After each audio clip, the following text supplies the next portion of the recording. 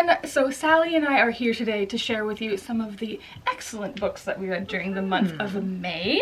It is May 30th? 30th today. Yeah. This video will be going out today. And I just cannot believe that right now we should have been in New York for Book Expo. Know. So I'm happy we're not. I hope everybody's having a great time. Yes. But I think I was able to get a bit more reading done this month because we opted not to go. Yeah, definitely added some free time to our schedule. Yes. So yeah, without further ado, let's just share a few of the books we enjoyed this month. Alright, so the first book that I want to talk about that I read during the month of May was Vengeful by V.E. Schwab. Yes, I finally read Vengeful. I had been putting off reading it because I wanted to reread Vicious first, but eventually I just said, you know what? I don't plan on rereading Vicious anytime soon, and I picked up Vengeful, and thankfully I was not confused and enjoyed the story oh so much. I don't want to tell you too much about the plot, but it follows all of the characters we know and love and then adds some really cool new characters. Marcella is a badass new addition to this team and I just loved it. I also really loved how much I appreciated the character development of Sydney, who in the first book was kind of a little girl, as you know. It's such an excellent book. I feel like a lot of you have read it long before I did, and I was so happy to be back in this world. I think Victoria Schwab's writing just keeps getting better and better, and I absolutely adored it. So the first one that I read in May that I'm very excited to tell you about is the first of a brand new middle grade series from J.A. White, the author of Night Books, and that is Archimancy. The series is going to be called The Shadow School, and it was so much fun. Basically, our main character is Cordelia, and she's moved to a brand new school.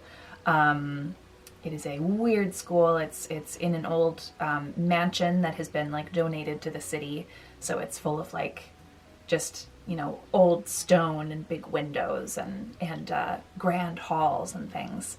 And she realizes within the first few days of going there that this is a haunted school.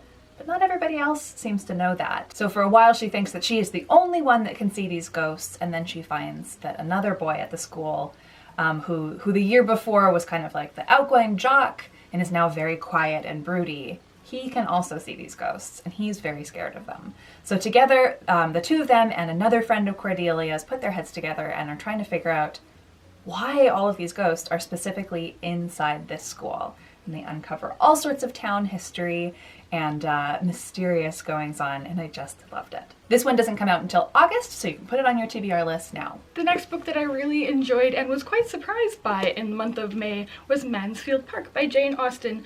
When I put this on my TBR a few months ago, I got several comments of people telling me that this was their least favorite Jane Austen novel.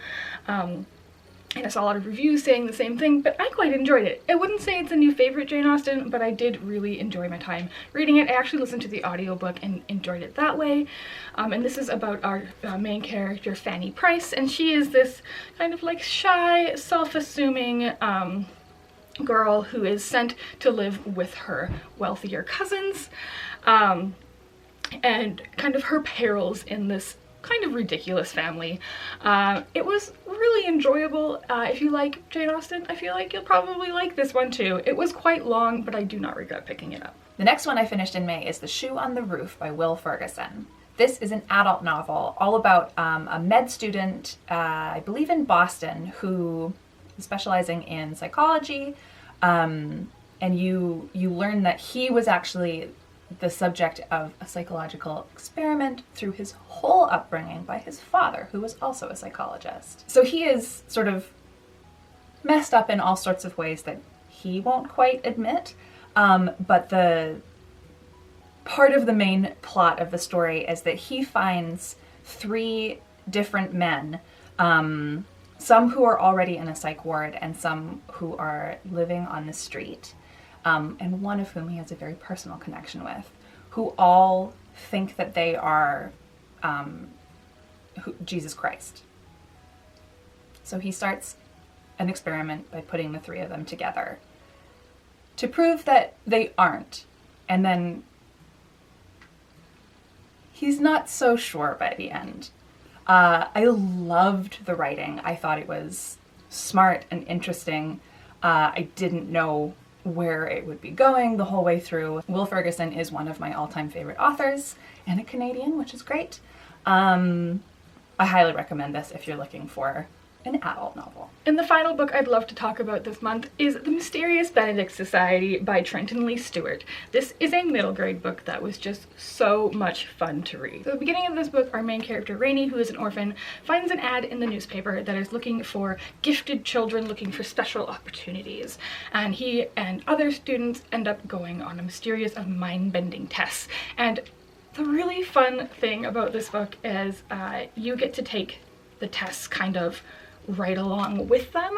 So it's such a fun middle grade because you actually get to participate in these kind of games and puzzles. Once a series of children pass these tests, they are joined together as a group to investigate a mystery at a boarding school. Now these children dub themselves the Mysterious Benedict Society after their patron, Mr. Benedict, who is sending them on this mission to solve the mystery. It was just so much fun. I really enjoyed all of the characters in this quirky friendship group.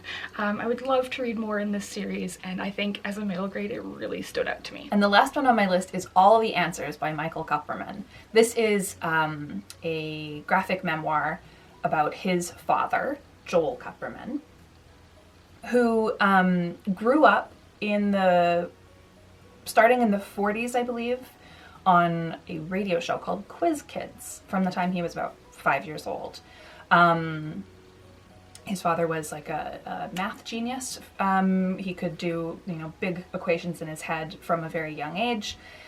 And this radio program called Quiz Kids, which was like just swept the nation, decided that they wanted him on, and then it kept him on almost until he was an adult. And when we start the book, Michael, his son, is trying to sort of pull out some memories from him, but his father has really shut them all out, and by the end of the run on the show they were no longer good memories. It was such a fascinating look at family and the way we often don't really know our parents as just the individual people that they are, and it was also a really interesting look at celebrity culture from many decades ago, and made me think about what it's like today. If you have read Fun Home by Alison Bechdel, I think you would really love this one as well. It is sad but moving, and I loved it. So those are just a few of the books that we read this month. As always, we would love to hear what you have been reading as well. You can leave those in the comments below. If you like this video, give it a big thumbs up and subscribe for more bookish videos every week. Happy reading, and thanks for being awesome. Bye. Bye.